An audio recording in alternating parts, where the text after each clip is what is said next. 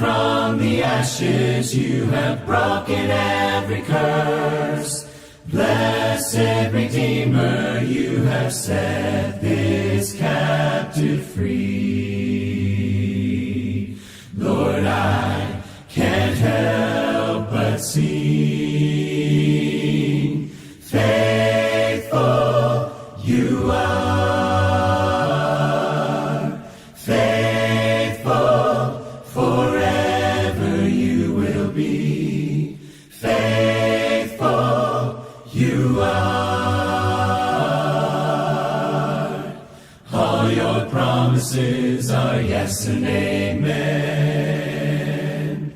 All your promises are yes and amen. I will rest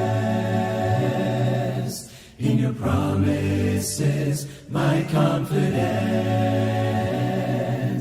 is your faithfulness.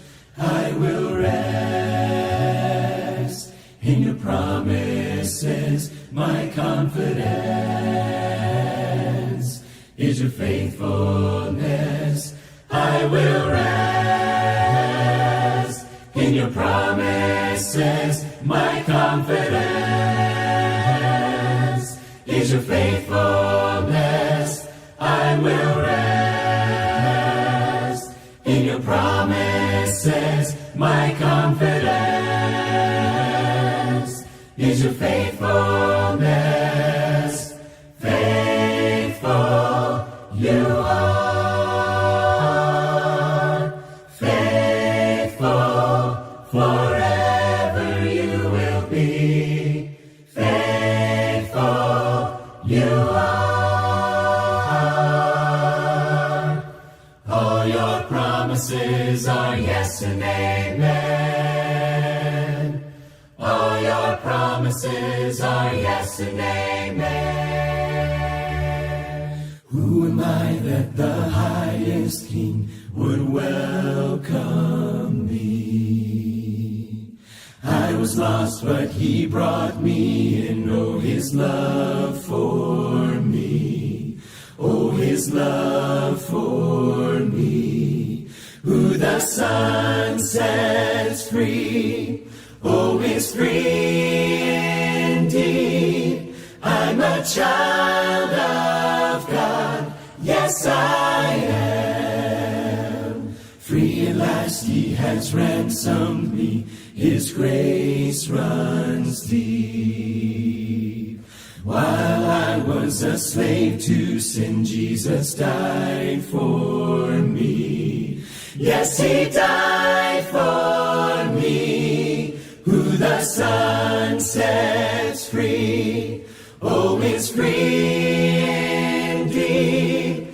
I'm a child of God. Yes, I am. In my Father's house, there's a place for me. I'm a child of God. Yes, I am. I am chosen, not forsaken.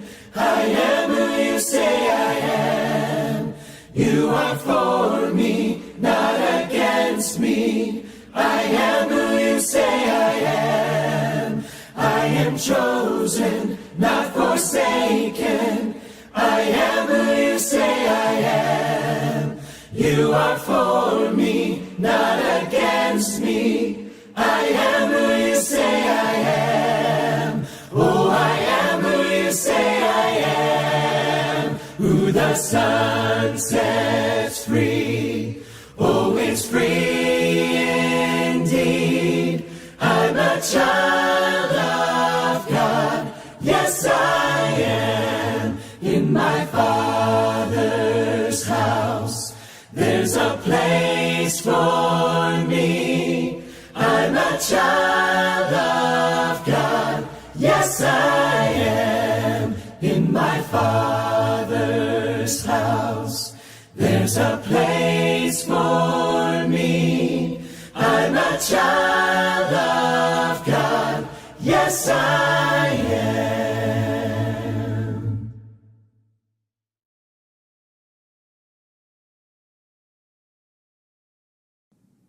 In the first 15 verses of Acts chapter 17, the Apostle Paul had two very different responses as he was sharing the word of Christ in different communities.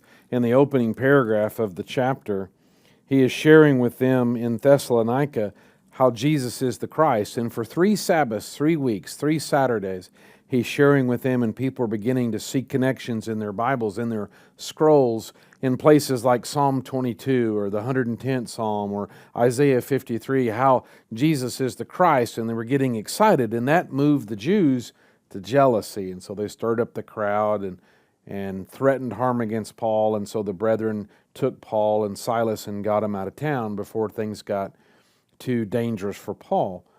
That takes him to Berea, where he does the same thing. They go to the synagogue the very first morning, they share, and this time it was different. They're Jews and God-fearers and men and women who hear the message, they see the Scriptures, and they begin to follow Jesus, and that is incredibly exciting and fulfilling. However, the Jews back in Thessalonica hear about it, and they won't leave well enough alone. They got to go to somebody else's town, stir all that up again just to try to oppose Paul. So Paul has to leave, and he leaves Silas and Timothy behind to continue teaching and continue encouraging, because apparently Paul is too prominently known to be able to stay without it just creating this huge chaotic distraction. So the last thing we get to in verse 15 is Paul is now waiting in Athens, and he sends word for Timothy and Silas to come as soon as they're able, as soon as it's possible. But that doesn't mean that he's going to be idle, because the question is, have things gotten out of hand? Is this a place where you could say, wow, I don't know about doing this anymore. Every time we try, the Jews just get upset. I don't know what the point is. You could see where you could get discouraged or dismayed and think, you know what, I don't know that I want to do this anymore. But Paul continues to show us what a surrendered life looks like. Just like when he was beaten and falsely imprisoned, he takes that opportunity to pray and sings hymns of praises, which causes the jailer and his whole household to become Christians. Well, in this way, here's Paul in Athens by himself, and he could be grumbling, or he could be griping, or he could be doing any number of things, but instead, he's open to what the Spirit would lead him to see and to do. So rather than getting upset how his plans have gotten all changed, and hey, where's Timothy and where's Silas? I told them to come as soon as possible. It's been a day or two or a week or 3. My goodness, what could they possibly do? And don't they know? So he could be tapping his foot and being all agitated, or something else. Verse 16 says, now while Paul was waiting for them at Athens, his spirit was being provoked within him. Aha! So now he's finally gotten mad because the schedule changes and Silas isn't there and Timothy hasn't come? No. What he sees, because when we get all aggravated, we're looking internally, right? I can't believe, and why has this happened to me, and what about my schedule, what about my plans? That's all very internal, and when we focus internally, how are we going to see where God is taking us if we're just looking inside? So he sees outside. His spirit was being provoked within him as he was observing the city full of idols. So no matter what's going on, he's paying attention to whatever opportunity God puts in front of him. In this case, it is a city full of idols. So what does he do? Verse 17, he was reasoning in the synagogue with the Jews and the God-fearing Gentiles, and in the marketplace every day with those who happen to be present. So Paul is still talking to Jews. He's risking the same kind of confrontation, the same kind of problem. This time he might get run out of town or stoned, and he doesn't even have any backup. He's there by himself. And what we are seeing differently, he also is going out into the marketplace, the public square, just talking to whoever he can talk to. And now, it is interesting to contemplate. I wonder why he does this now or here. Well, the unique nature of this marketplace might lend itself to help us understand why this would happen now. Because in verse 18, in the marketplace, we're not talking about just talking to folks who are selling and buying their wares and hauling groceries in and out and all that.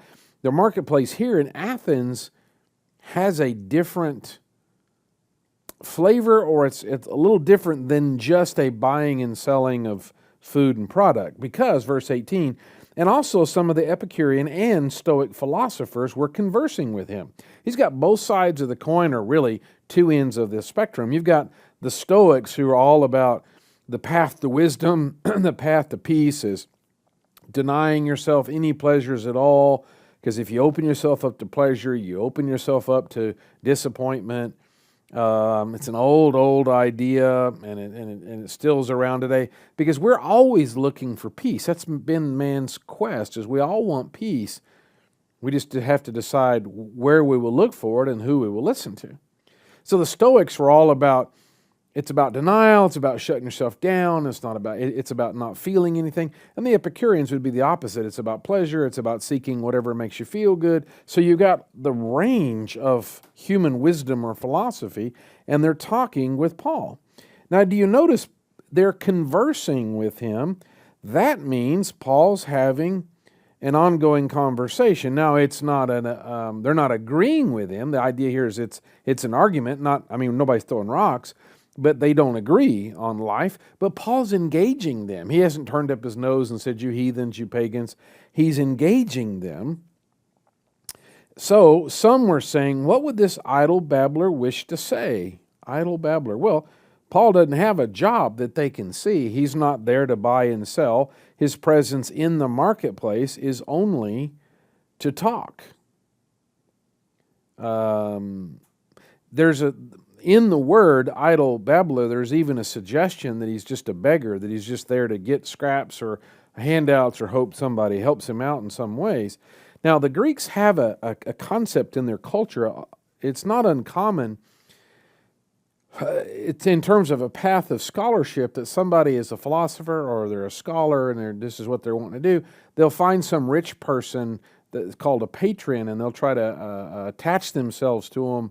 Find somebody that will pay their room and board and some kind of allowance so they can dedicate their life to study and wisdom and knowledge and so on. So there's even the suggestion that, is Paul fishing for a patron? Is he trying to get a little support here? What's he trying to do? But others say, nah, I don't think so. He seems to be a proclaimer of strange deities. Of course, he's talking about Jesus and the resurrection. So now we know what Paul later writes in 1 Corinthians, what is the gospel? That is the death, the burial, and the resurrection of Jesus Christ. That's the gospel. That's the good news. That's what matters. Everything else is commentary on what it looks like when we take those three things seriously.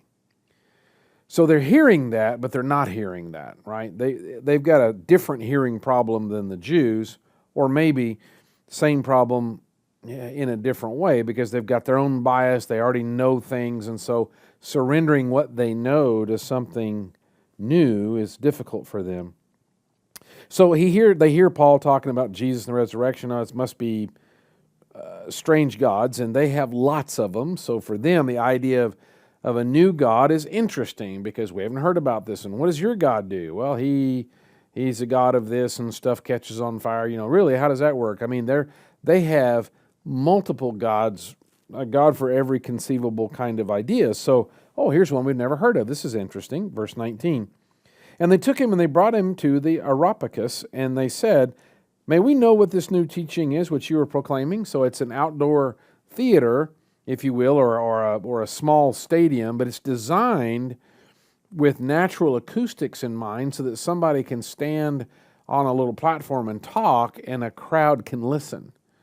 So it's a place for an orator, it's a place for a lecture, it's a place for education and entertainment. So they put him in the right spots. Okay, we're here now.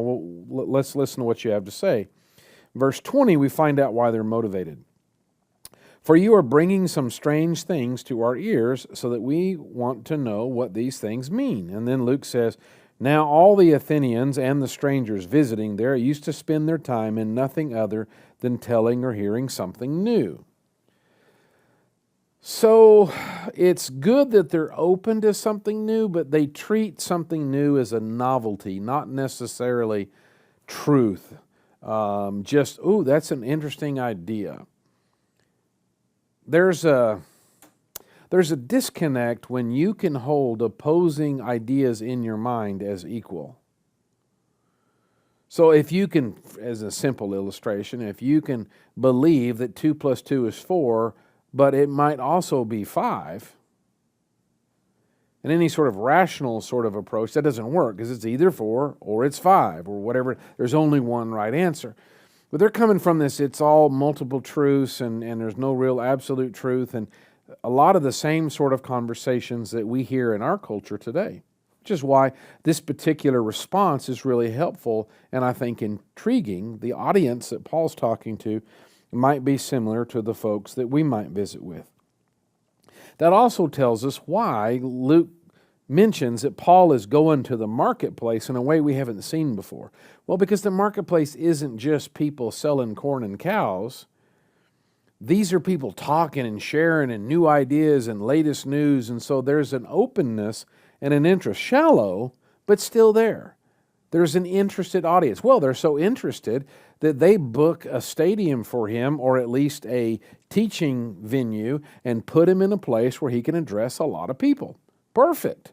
Paul is certainly willing.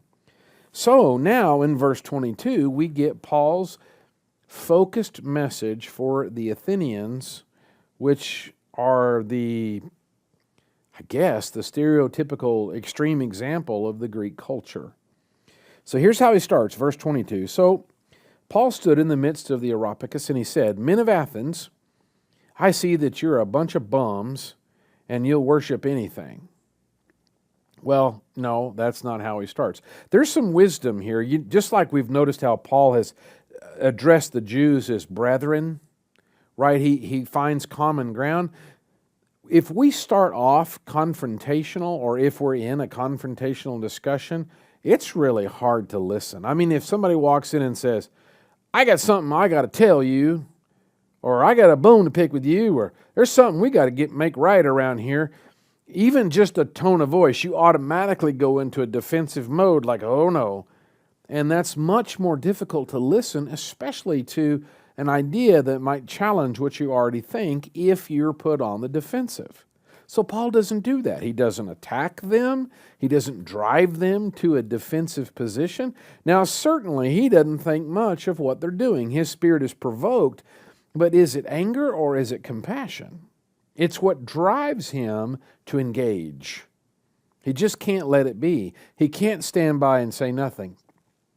Later in Ephesians chapter 4, he'll talk about the importance of, as he says, speaking the truth in love. That you can't yield on either one of those points. If you yield on truth, then you have nothing to say. But if you yield on love, you have no one to say it to. It is those two things that bring the opportunity to share the word of Christ. So he says, "Men of Athens, I observe that you are very religious in all respects." Well, we already noticed way back in verse 16 that Luke described the city as full of idols. In the reading that I've done, historians talk about there were so many idols permeating this town that there was no reasonable way to keep up with sacrifices for every single idol. And so at different periods of time, a herd of sheep would be released in the city with a priest dedicated to each sheep. So let's say you released 100 sheep, you'd have 100 priests, and they would follow their particular sheep. And whenever your sheep you're assigned to, whenever that sheep laid down, you offered it as a sacrifice to whichever idol was nearest.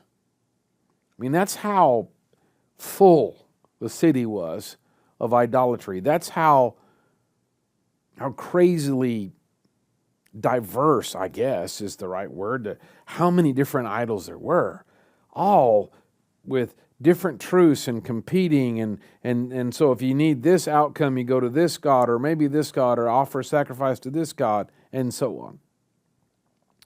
So rather than attacking them on this or talking about how ridiculous it is, he says, "I observe you're very religious." Well, that's a positive way to address this absolute rampant idolatry.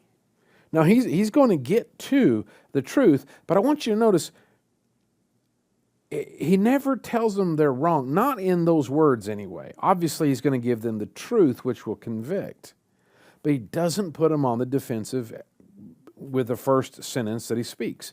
Now, he says, verse 23, because he said, "I observe, I saw," right? So verse 23, "For while I was passing through and examining the objects of your worship, I found an altar with this inscription, to an unknown God. This is so incredible how God works.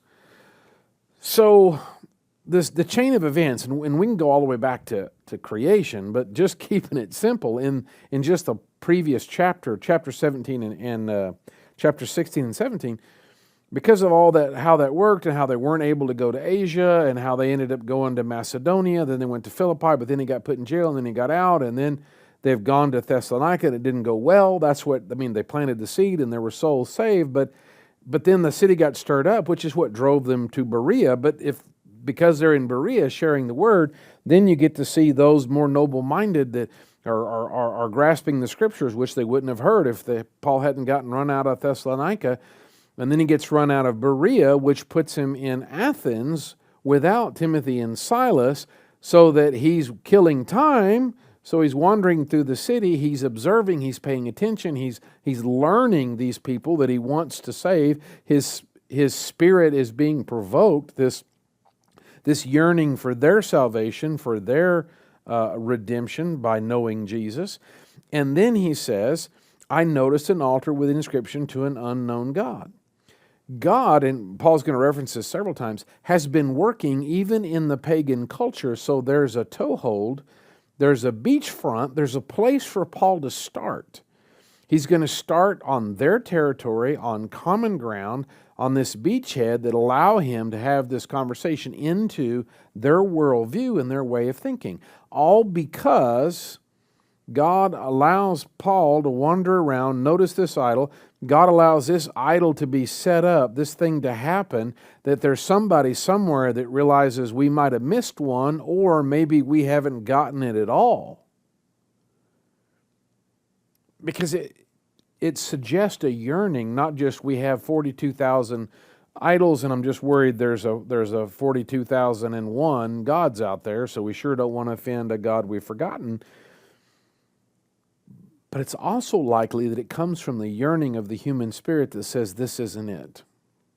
Because remember, the Stoics, the Epicureans, everybody's looking for peace, but to whom do you go? As Peter said, Lord, to whom else can we go? For you have the words of life. When Jesus said, well, you're going to leave too? That's what everybody's looking for. Somebody realized that they haven't found it yet. That it wasn't a matter of another idol, but it must be an unknown. It must be something different. Something vastly different than they've known, because they've got it covered otherwise. They got so many idols, who needs another one? So even in the culture, even in this pagan culture, even in the darkness, there is a yearning that calls out to God, and God responds. God sends Paul. God allows this connection to happen. So Paul says, I found an altar with this inscription, to an unknown God. And it would have been interesting to watch the faces in the crowd, how that registered. Surely someone went, what? Never, because I don't know if everybody in that crowd knew every idol and where it was. So there could have been some that are like, I've never heard of that one. But there might have been some that it touched. Yeah, I know that one. That's the one I keep ending up at. That's the one that, I offer all these sacrifices and I worship all these gods and all that kind of stuff, but I just keep ending up at this one, because I just wonder if there's something else or someone else out there. So Paul says, this is verse 23. He says, therefore, what you worship in ignorance, this I proclaim to you. Now, I don't know about you, but at least it seems to me in my world that the word ignorant has become pejorative. It's a negative thing. It's an insult. Oh, don't be ignorant. Ah, you ignorant fool. Or best, they're just ignorant, which I don't know if you say it that way, if it makes you one. I don't know. All the word means, they don't know. So Paul is not insulting them.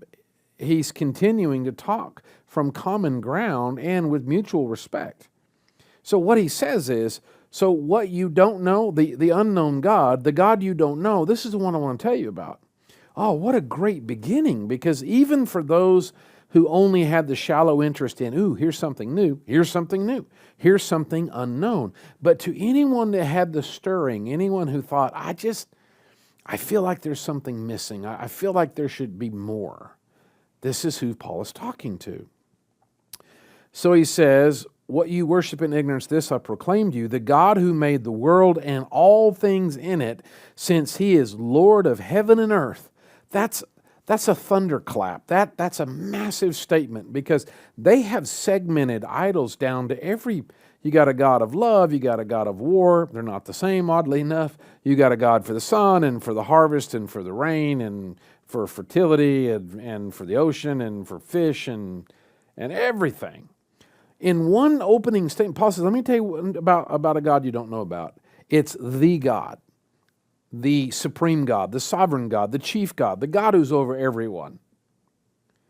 The God who is ultimately supreme, who made the world and everything in it. It all comes from him. He's the source, he's the creator, and since he's the Lord of heaven and earth, right, because he made it, it's his, so because that's who he is, he does not dwell in temples made with hands. You're looking in the wrong place. It's not going to be in this building, which is why when you look at archaeology and history, that the most impressive structures have always been, or tend to be, of a religious nature. Whether you're talking about the Greek pantheon of gods, the different temples to Diana and others, some cities were known by the temple for that particular god. So that god was obviously the best god, superior god, the successful god, because my goodness, look at their house. We drive somebody's house, we see a huge house, we're like, wow, they must be successful. They do the same thing with gods. And so even throughout time since then, you've seen even cathedrals and things where there's such a focus on the structure, where the structure becomes the religion, where the structure becomes the idol, that the structure becomes the identity of the God. And so Paul says, no, this God, he made everything, so he can't be contained in a temple. He can't be contained in the work of human hands. He's not from us. He's not captivated by us. He's not in the bounds of our own imagination. He's bigger than that. We don't understand creation. We don't know how all the universe works. That shows us how God is greater than we are. So we're talking about a God that is unbounded by the limitations or restrictions of humanity. So he doesn't dwell in temples made with hands, verse 25, nor is he served by human hands as though he needed anything. He isn't dependent on humans. God has always existed. He's been eternal. We haven't existed before Genesis chapter 1 on day 6. God has always been, so he's been a long time, like eternally, without us. He's not dependent on us. So it doesn't require that we give money or we give sacrifices in order for him to survive. That's not what worship is. He's not served by human hands as though he needed anything, since he himself gives to all people life and breath and all things. He's the source. He's the giver. This is so different than humanist wisdom, than a humanist worldview where we are the center of the universe. We're the greatest being that's ever been. We're the supreme being. So we are the pinnacle of power and the crest of wisdom. It's all us, which is kind of scary, because if it's all us, then this is all there is. And like the folks who worshiped the unknown God, we intrinsically know we need more than that. We need more than us. And no matter who, and no matter what scientist, doctor, great discovery, exploration, whatever, yeah, that's all good, but we need more. We need more than us. For life and for life after, right? So Paul talks about a God far beyond us. Who is the source of life and the breath of life and all things. Verse 26, and he made from one man every nation of mankind to live on all the face of the earth. He created Adam and Eve, and he said, multiply and fill the earth. He said it to Adam and Eve, and then he says it to Noah and his family after the flood. God is the source, and so he has sent mankind out, that all mankind comes from him.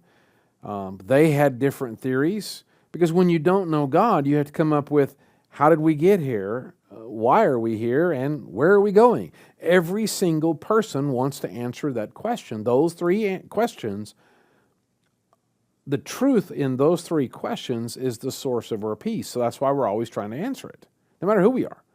Atheists want to answer the same three questions. Any religion that's ever been wants to answer the same three questions. Science today talks about how right now that it's all the rage. You get your DNA tests or kits and find out what percentage are you of this ethnicity and that ethnicity and all that. That science has looked at the DNA structure of mankind and sees a common link, and scientific articles have come out about how there's evidence that we've all come from the same mother. And the answer would be, yes, we have, and the same father, Adam and Eve. In the book of Genesis, Eve is described as the mother of all living. She is the source. So it's fun when science every once in a while notices the things that the Bible has said for a long time. Paul is saying, so God is our source. He's where we come from. So he answers the question, where did we come from? And where that's going to lead is, so why are we here and where are we going? So he answers the first question, that where we've come from is from this God that you don't know. The God who's Lord of heaven and earth, the God who is supreme, not the gods that you're talking about of thunder and lightning and hail and rain and sun and moon and all that. The God who made it all. Number two, he speaks to purpose. So God made from one man every nation of mankind to live on all the face of the earth, having determined their appointed times and the boundaries of their habitation. God is in control. God is in charge. You are not the master. You are not the captain of your own destiny. God is. So now he speaks to purpose, that our purpose has to come from our Creator. In verse 27, that they would seek God, if perhaps they might grope for Him and find Him, though He's not far from each one of us. So now he's talking about not only our purpose, but now he's talking about where we're going. That we all have a desire to know God. Every single human culture has worshiped something or someone. There is within us this desire to connect with our Creator so that we can understand ourselves, so we can understand our purpose, and so we can understand our destiny. Otherwise, if it's all self-determined, we can't answer the question. And so Paul tells them that though you would seek God, and he's talking about this is the unknown God, the God they don't know. This is the God that you keep looking for. You keep building new temples and you keep carving new idols. You keep looking, but you haven't found Him yet because you're looking in the wrong place. You're going the wrong direction.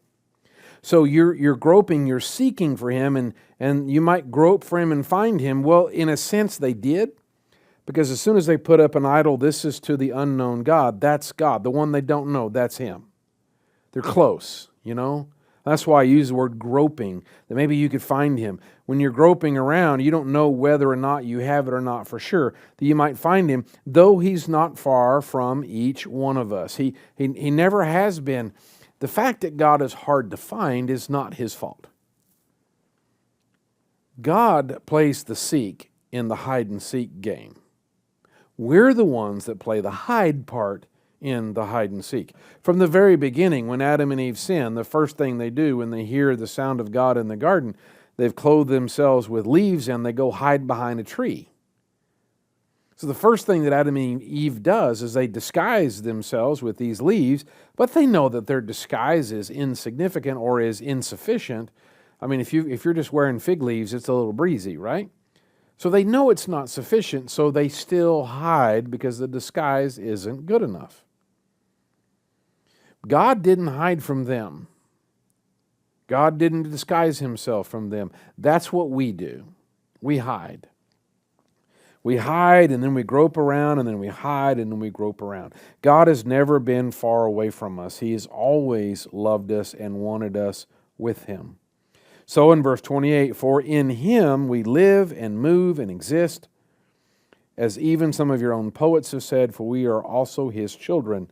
For in Him we live and move and exist. Now we're talking about purpose.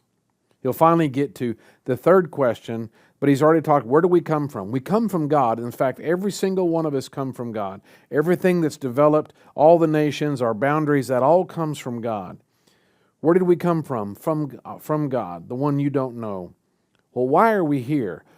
We're here to be in Him. That's the only place we can find our purpose, our meaning, our value is in Him. We do a strange thing in education today. We send our kids down the hall into the science classroom and we tell them they're nothing more than accidental, overdeveloped, hairless apes. We tell them that they are animals that have developed by accident and are the result of the fundamental mechanism of evolution, and that is the survival of the fittest. And then we are shocked when they go down the hallway, they exit the science classroom, and they go down the hallway and they visit violence on one another. They suffer with depression. They suffer with a lack of value. So then we pull them into the counseling room and we try to tell them that, yes, you are an accidental, hairless animal that happened by accident. You have no meaning and you have no future because when you die, you're just going to decompose. But you matter. Why? How? The violence or the depression, when you tell people they're animals, why are we surprised when then they act like it? How does life have any sanctity? How can life have any meaning or any value? If it is just survival of the fittest, then why is murder wrong? Because in the great evolutionary struggle, that's what advances the species. You weed out the weak, and only the strong survive, and they get better and better and better, and voila, here you are. Why is theft wrong? Why is robbery wrong? Why is any kind of violence, aggression, or crime? How can it be wrong if we're just animals? That's why Paul says you're worshiping a God you don't know. You're yearning for a God you don't know. He's not in all this other stuff. This is the God that made you, and this is the God that you live in and within and exist and have your being in Him. You have your value and your sense of identity, and you have your purpose in Him. Only God can create you, and only God can tell you why you're here. What about where we're going? What does God have to say about that? That's what Paul says next as we continue the study of this great message brought to us from Aropicus on Mars Hill in Athens, Greece. The ground began to shake, the stone was rolled away. His perfect love could not be overcome. Now death, where is your sting? Our resurrected King has rendered you defeated. Forever He is glorified. Forever He is lifted high. Forever He is risen. He is alive. He is alive.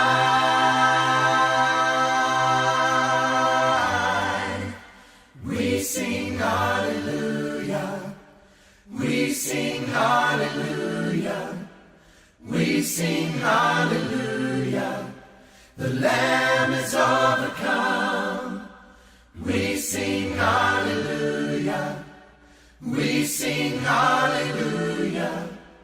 We sing hallelujah. The Lamb is overcome. Forever He is glorified. Forever He is lifted high. Forever He is risen. He is alive.